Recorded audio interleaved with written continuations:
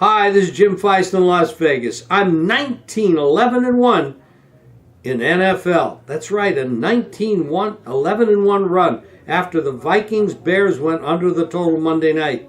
And speaking of totals, I have my NFL Total of the Year going Sunday at Vegas Sportsmasters. It's $250 online, but you can get it for $49 by calling 888-777-4155. That's 888-777-4155. Now stay tuned as Dave Cokin and I break down Sunday's NFL card on Proline. So here we go with some NFL talk. We're going to look at a couple of key games this weekend. The Colts taking on the Packers, and then the big showdown in the AFC West between the Broncos and Raiders. We'll begin with the Colts and the Packers. Both teams are off losses, but they were completely different types of losses.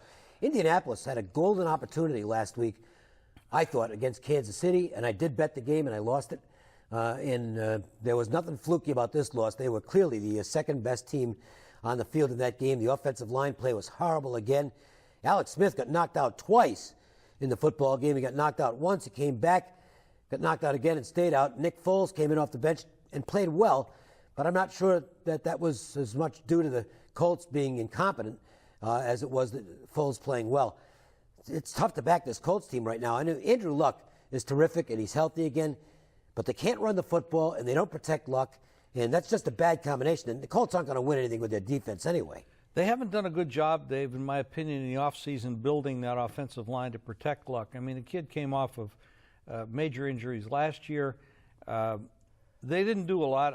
I'm not a real big fan of the ownership of this team or the head coach of this team, and I think it's showing on the field. They just haven't built a solid franchise there around Luck.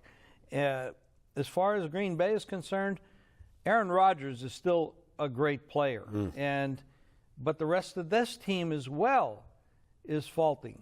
Their running game is marginal. Their offensive line better than the Colts for sure. Home field advantage. The game against Atlanta was very interesting, up and down. Atlanta's pretty solid team on offense, a little sketchy on defense. But like you said, Dave, there's a big difference. They both lost, but the Green Bay on the road against Atlanta wasn't that bad. Especially with all the injuries. Right, exactly. No Matthews, no Randall Cobb. They had Allison, Davis, and Janis all caught touchdown passes. I mean, I'm not knocking those guys, but that was the first touchdown reception for all three of those guys. So they were playing with, they're not shock troops. It's not like they were down to the 70th guy in the roster, because obviously there aren't any 70th guys in the roster. But it was still, I was impressed by the way Green Bay hung in there, and I thought, they kind of got unlucky to not win the football game in some respects. It's also their fifth home game in 6 weeks, which is some real nice scheduling. Green Bay had 4 straight home games prior to the trip to Atlanta. I think they come back to Green Bay feeling confident, and I'm not sure you can say the same about the Colts, and also think the Colts have a lame duck coach. I think Chuck Pagano is going to be gone at the end of the season, and I don't like backing teams with what I think are lame duck coaches. They should have a lame duck owner too, because I just don't think he's done a great job as an owner there for a while. Green Bay at home is starting to get a little colder around the country. This is a great spot. You got an indoor team going outdoors. I think it's a great spot for the Packers to bounce back, and that's the way I'm looking at this game. I think Green Bay Packers, Aaron Rodgers, who always says relax. Okay, we relaxed. We saw you last week. You played a good game. You didn't win, but you played well. The radio show I do, which is the Las Vegas Sports Line, is on ESPN Las Vegas every day, weekdays from 2 to 3. Jim is with us on Thursdays quite frequently. One of the things I said before the season was I like this Oakland Raiders team, but that schedule is going to kill them, because they had 5 East Coast trips in the first 8 weeks of the season. I said, well, that's just too much to overcome. It's almost as if they're trying to get the Raiders beat. The Raiders won all those games, so I could not have gotten something more wrong. What I thought was going to be their undoing turned out to be their strength. Their problem has been at home so far, where they have not played well. This is the game of the week to me in the NFL as far as it is. fan viewing goes. I mean, I can't wait for this game. It's going to be exciting. 6-2 Broncos, 6-2 Raiders, and Derek Carr has arrived. I mean, we know quarterbacks sometimes take a couple of years to develop, and this guy's good. This guy's good. Well, you probably don't know about this, but Oakland has just asked Roger Goodell to move all their games to the East Coast. Not just move half of them to Las Vegas, which they'll be doing in a couple of years. You think? Jerry Jones says so. Okay, well, I'm for that. I think too. it'd be great for the city. Not so great for Oakland, of course, but if they don't come, maybe Jacksonville will come because they have no home crowd anyway. So, but as far as this game is concerned, you have Derek Carr, who's playing absolutely great. Yes, they have not played very well at home. They had 23. They set a record. 23 penalties against them last week at Tampa. Unbelievable. And those are the accepted. Janikowski misses 2 field goals. Those are the accepted penalties. Yeah. Because there were a few others as well that got declined. It's amazing. I mean, they've always been a highly penalized team anyway because they play that kind of brand of ball. This is a tough spot. I mean, Denver comes in as a 2.5-point favorite. Total is 44.5. Total's been bet down a little bit, and the game has gone to pick 'em. So you might end up seeing either side of this game won by the end. But this is a big game. This is one of those division games. This is Oakland's chance to take a lead in this division and potentially win the division at the end, putting Denver in a wild card situation.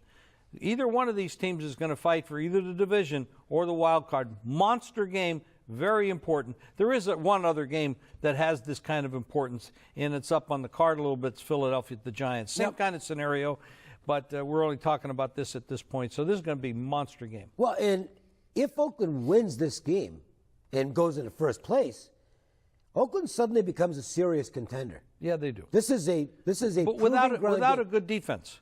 Yeah, but it's okay. It's not horrible. I mean, we're not talking about Atlanta or Saints level defense. The tough part is getting over that hurdle against the Denver Broncos team that is so well prepared. Now, here's an interesting thing about this game. Do you put Wade Phillips? Is he at practice this week?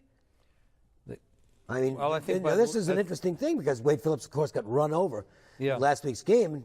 Thank goodness he's okay because that was really scary. But as we're taping this, I still haven't really gotten into how much of involvement he's going to have in this particular game. And I hate to plead ignorance, but I don't have that information right now, and I'm not going to pretend that I do. It's only Wednesday. I got plenty of time. Yeah, this is a little too early, but maybe that to me is a factor in this game. Oh, it definitely is. I mean, you get backup coaches. There aren't that many great offensive or defensive coaches around the league. We lost one today. I don't know if you even know that out there. Minnesota's offensive coordinator, who's been around a long time and has a great reputation as an offensive coordinator, not so much as a head coach, but North Turner for Minnesota resigned.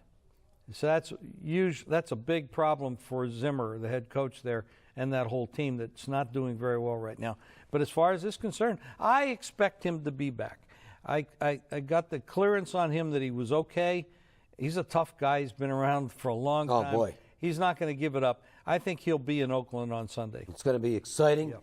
I don't have a play on this game right now, but it's certainly the game of the week in the NFL. I will say this.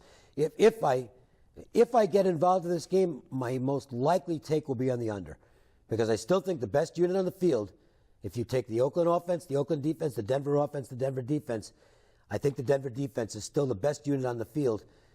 And I have a tendency to look at, in big game situations like this, defense. As hot as Derek Carr is, I think I look defense first, and so I'm leaning toward the under.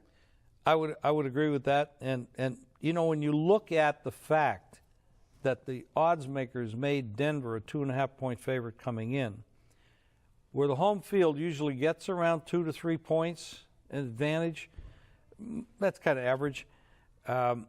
That's saying the odds makers are saying Denver is the better team by quite a significant number. So if this game would have been on a neutral field, they might have been a 5.5-point favorite. That tells me that the guys that do this for a living on the odds maker side, They believe Denver's the better team. And the fact that Oakland has not played well at home, weird. That kind of leans me towards Denver. But we're going to look at this. We're going to look at the Wade Phillips issue. We're going to look at the practice sessions. We're going to look at the long-term and short-term injuries on both these clubs before we make a decision. All right, now if you want to get free plays every day on a recorded message from our team of Vegas experts, the number to call is 888-478-9222. That's 888-478-9222, and those plays are all on tape.